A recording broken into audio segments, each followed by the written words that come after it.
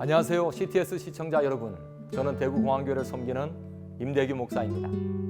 오늘은 위기를 극복하십시오라는 제목으로 말씀을 나누려고 합니다. 모세가 백성에게 이르되 너희는 두려워하지 말고 가만히 서서 여호와께서 오늘 너희를 위하여 행하시는 구원을 보라. 너희가 오늘 본 애굽 사람을 영원히 다시 보지 아니하리라. 여호와께서 너희를 위하여 싸우시리니 너희는 가만히 있을지니라.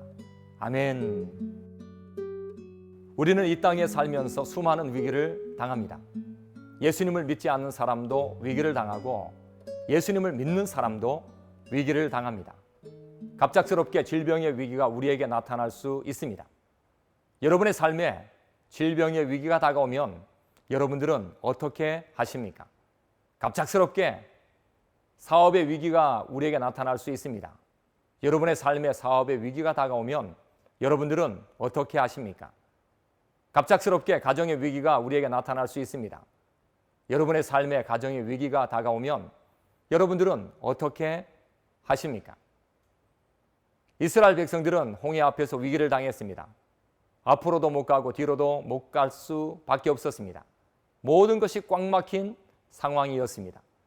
위기를 당하면 부르짖어야 합니다. 이스라엘 백성들은 부르짖었습니다. 모세도 부르짖었습니다. 부르짖으면 두 가지가 분명하게 있습니다. 이스라엘이 부르짖은 것은 불신의 부르짖음이었습니다. 절망의 부르짖음. 부르짖는다고 해서 모두 다 희망적인 것은 아닙니다. 부르짖으면서 절망했습니다. 부르짖으면서 공포에 사로잡혔습니다.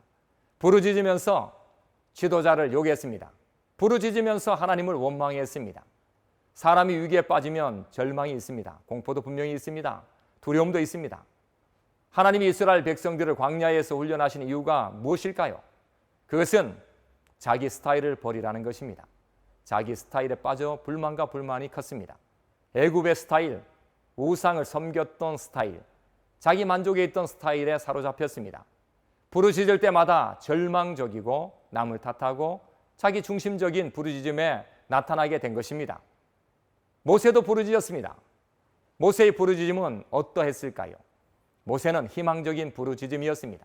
두려움을 극복하는 부르짖음, 하나님이 일하실 것을 확신하는 부르짖음이었습니다. 모세가 지팡이를 높이 들었던 이유가 무엇입니까? 하나님의 말씀이라는 이유 때문입니다. 상식도 통하지 않고 합리성도 없습니다. 하지만 오직 하나님의 말씀이기에 모세는 순종했습니다.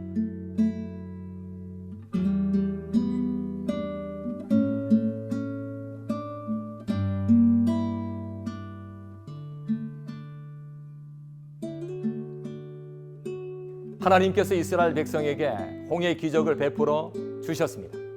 이스라엘 백성들은 앞에는 바다가 보이고 뒤에는 애굽 군대가 보였습니다. 꽉 막힌 인생이었습니다. 감당할 수 없는 상황이었습니다. 하지만 하나님은 함께 하셨습니다. 홍해의 기적에는 하나님의 초자연적인 일하심이 분명하게 있습니다. 구름 기둥으로 앞에는 환하게 하셨고 뒤에는 혼란스럽게 하셨습니다. 홍해 바다를 벽으로 세워 갈라지게 하셨습니다. 동풍을 부르시고 바다 바닥이 마른 땅처럼 만드셨습니다. 여러분의 위기가 무엇입니까?